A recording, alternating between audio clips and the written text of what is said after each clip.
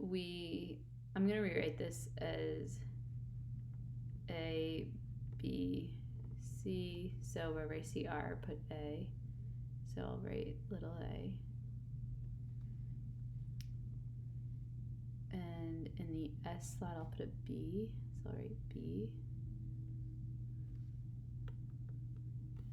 That should be a little b. And then in the T spot, I'll put a C. So we see that we're given three sides. So big A, big B, big C. So little a is 3.5, little b is 4.7, and c is 2.8. So I know A corresponds with R. So this is my A, this is my B,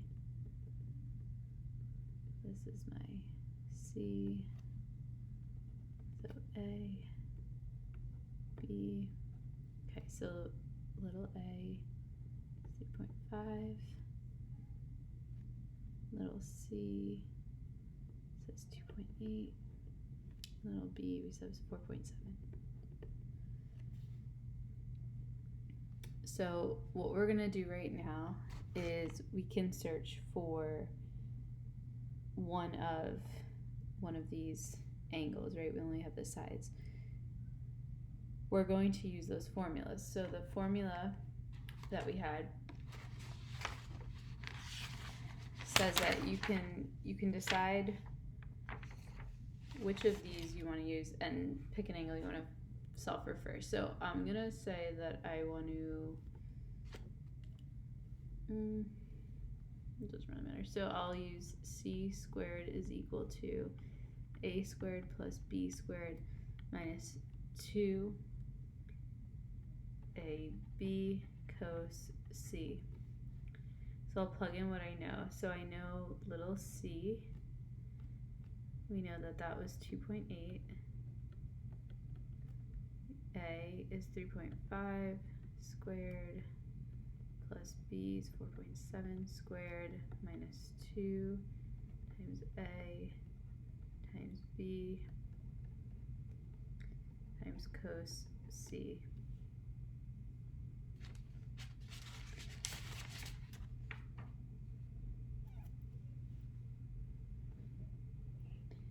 Now what we're going to do is start chipping away at this. So let's see, we have 2.8.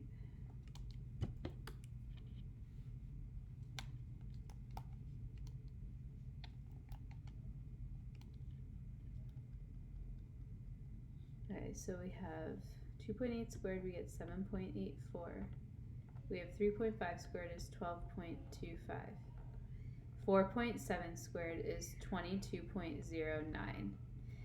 And then we know that negative 2 times 3.5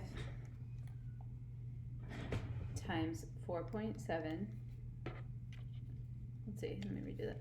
So 2 times 3.5 times 4.7 will get us 32.9.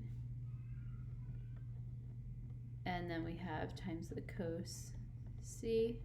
And now we're going to start subtracting. So I'm going to subtract both these to the other side. So I'll have 7.84 minus 12.25 minus 22.04. So over here we have negative 26.45 is equal to negative 32.9 times the cosine of c. So now I'm going to divide both sides by negative 32.9. Negative 32.9. So we get about 0.80395 is equal to cos c. And then I'm going to do inverse cos of 0.80395 is equal to angle C. And when I do that, I will get 36.4, 36.4 36.34 degrees. So come over here, we'll say 36.34 degrees. And at this point, once you got part of it down, if at any point you can switch to law of sines, go for it. So I'm going to do that. I think it's a lot easier. So I'm going to do little c over sine c, because I have to start with that c, because I have both those values, the side and the angle, is equal to, I'll search for, let's say, a next. So I do 3.5 side over the angle. And when we cross multiply and find the inverse, we're going to get angle A should be 47.71 degrees.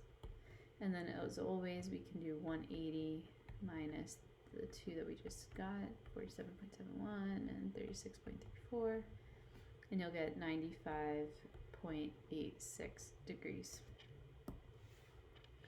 Now if we look at this next one, and it says solve, well, when you look at this, 2 and 4 is 6, right? And 6 is less than 10. The sum of these two sides should exceed the third, so it doesn't, so there's no solution.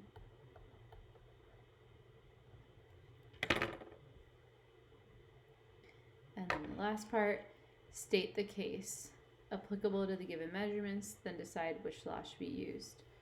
Okay, I need to draw a picture. So A, B, C. So I know A, I'm just going to do a check. Angle A is given, angle C is given, and little a is given. So we know that this is angle, angle, side, right? Angle, and we had here angle, side. So for that, we're going to use the law of sines. Next one, A, B, C. So they give me A, they give me angle B, and they give me angle C. So angle, angle, angle, and there's none, no law, sines or cosines. Okay, then the last one, angle A, angle B, angle C, they give us little a, they give us little b, and they give us little c, so we have a side, side, side, and side, side, side. We use our law of cosines. Okay, that's the end of page 8.